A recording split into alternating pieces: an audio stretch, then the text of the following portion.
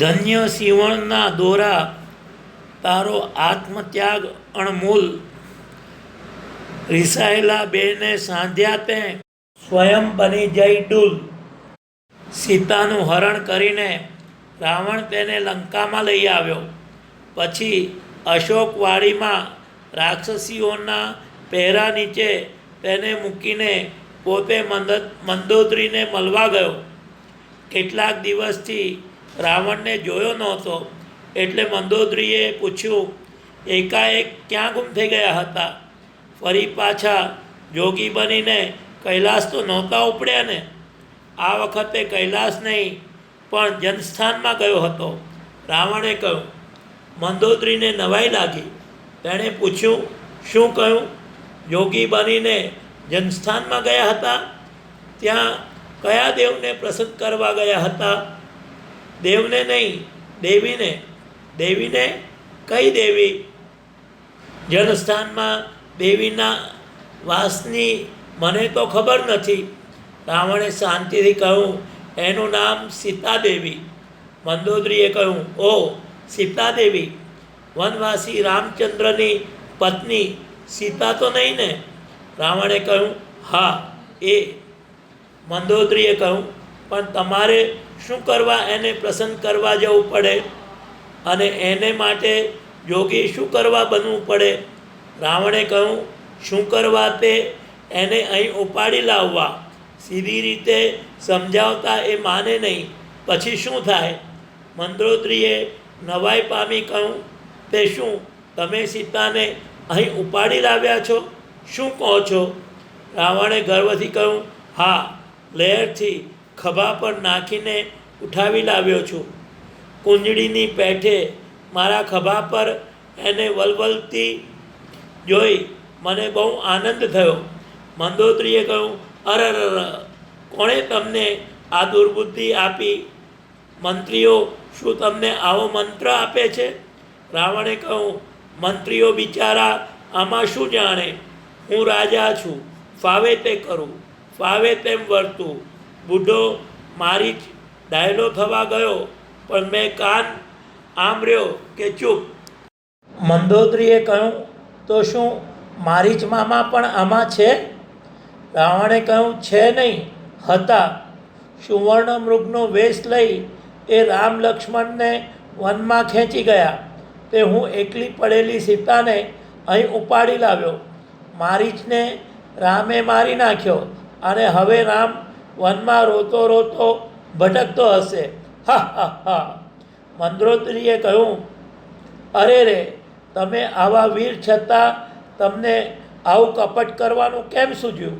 તમે આવા મહાન છતાં આવા શૂદ્ર કેમ થયા? તમે આવા ધર્મશાસ્ત્રના વેતા છતાં આવું અધર્મી કાર્ય તમે કેવી રીતે કર્યું? અરે રે રે, તમે કુળના મુગટ છતાં આવું કુળને કલંક લગાડનારું કાર્ય તમારે હાથે કેવી રીતે થયું? રાવણે કહ્યું, હવે રહેવા દે તારો બકવાટ. રામે મારા રાક્ષસોને માર્યા, હું એની સીતાને ઉપાડી લાવ્યો, હિસાબ ચૂકતે થઈ ગયો. મંદોદરીએ કહ્યું, ખોટી વાત. રાક્ષસોએ રામને સતાવ્યા, ઋષિમુનિઓને સતાવ્યા, એટલે રામે તેમને માર્યા. એનું વેર લેવું હતું તો રામની સાથે સામી છાતીએ લડવું હતું ને? આવું કપટ કેમ કર્યું? સીતાએ તમારું શું બગાડ્યું હતું? કૃપા કરીને એને પાછી મૂકી આવો. રાવણે કહ્યું, એ નહીં બને. આ રાવણ પાછું પગલું કદી નહીં ભરે. મંદોદરીએ કહ્યું, એમાં પાછું પગલું ભરવાનું નથી, પણ કેવળ થયેલી ભૂલ સુધારવાનું છે. રાવણે કહ્યું, ભૂલ? રાવણ કદી ભૂલ કરતો જ નથી.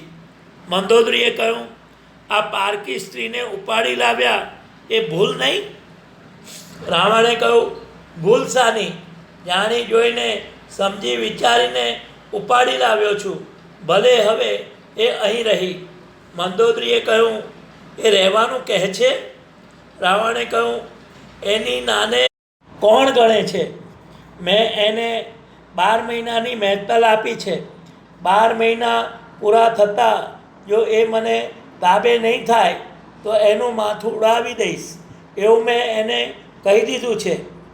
તમારા કહેવા પરથી મને લાગે છે કે એ સીતા કોઈ સાધારણ સ્ત્રી નથી. રાજવૈભવને એ ઠોકરે મારશે અને રીબામણની એ પરવા નહીં કરે. ઓ પતિ, આવી સતીને શું કામ સતાવો છો? આવું પાપ કર્મ શું કામ કરો છો? આનું સારું ફળ નહીં આવે. મંદોદરીએ કહ્યું, જે આવે તે જોયું જશે. રાવણે ગર્વથી કહ્યું. મંદોદરીએ ઘણી રીતે રાવણને સમજાવ્યો, પણ રાવણે માન્યું નહીં. આવી રીતે ઘણી વખત મંદોદરી રાવણને ઠપકો આપતી, પણ ભાન ભૂલેલો રાવણ સાંભળતો નહીં. હનુમાન લંકામાં આવીને આગ લગાડી ગયો. એ પછી વળી મંદોદરીએ રાવણને સમજાવવા એક ભારે પ્રયત્ન કર્યો, પણ નિષ્ફળ. પછી રાજસભા ભરાઈ,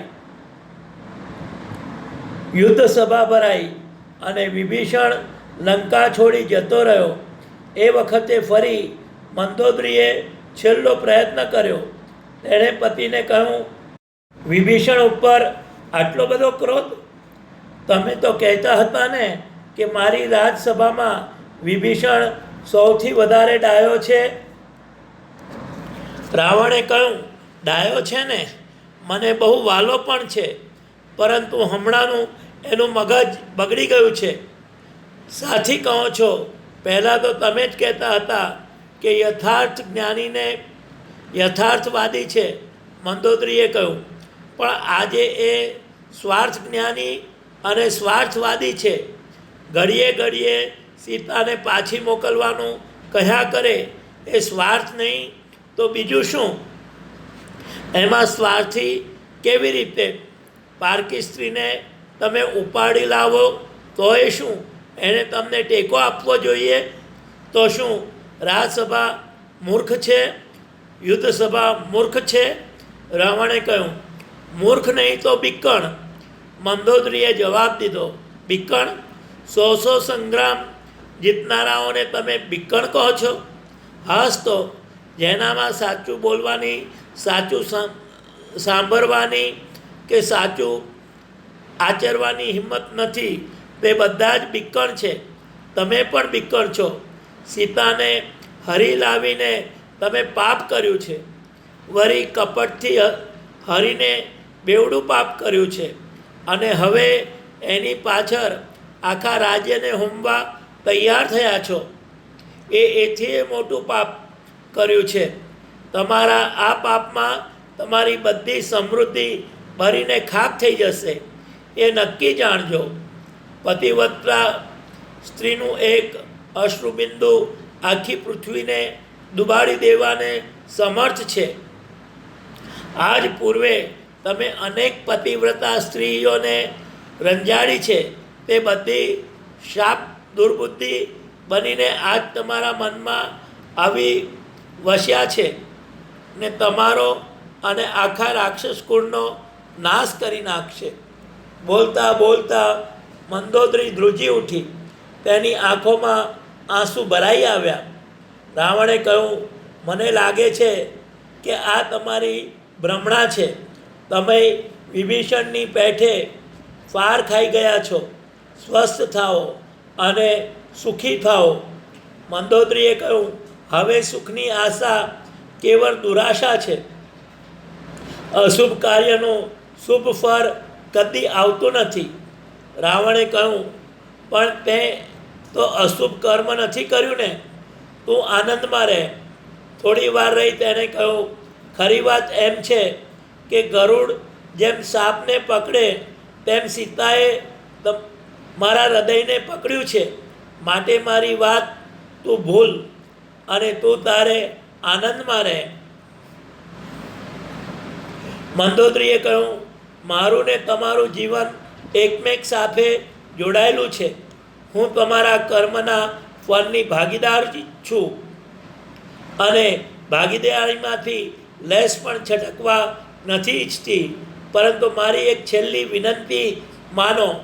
રાવણે કહ્યું, માનું, પણ સીતાને પાછી મોકલવાનું તું ન કહેતી હોય તો. મંદોદરીએ કહ્યું, તો કાંઈ નહીં, મારે કશું કહેવું નથી, કશું માંગવું નથી, કશું લેવું નથી. આજ લગી હું ગર્વ ધરતી હતી કે રાવણ જેવો મારો પતિ છે અને ઇન્દ્રજીત જેવો મારો પુત્ર છે, પણ મારો એ ગર્વ હવે ગરી ગયો. સાથી તે આજે મારું મન મને કહે છે કે રાક્ષસ કુળનો વિનાશ પાસે આવ્યો છે. મારી નજર આગળ મને સ્પષ્ટ દેખાય છે. અરે અરે અરે, મારાથી આ નથી જોવાતું. એકદમ બે હાથે આંખો દાબી દઈને ચીસ પાડી નીચે બેસી પડી ને ઘડીકમાં બેહોશ બની ગઈ. દાસીઓને મંદોદરીની સંભાળમાં મૂકી રાવણ ચાલ્યો ગયો. પરિણામ મંદોદરીના કહેવા પ્રમાણે જ આવ્યું. રાવણનો અને એના સમસ્ત કુળનો નાશ થઈ ગયો. મંદોદરીનું ચિત્ત શુદ્ધ છે.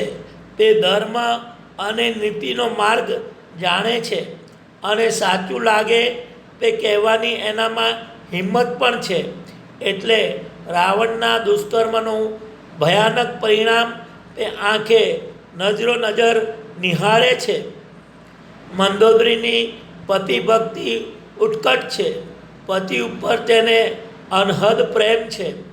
એ પ્રેમને લીધે જ તે પતિને કઠોર સત્ય સંભળાવી શકે છે અને રાવણ પણ તે સાંભળી રહે છે.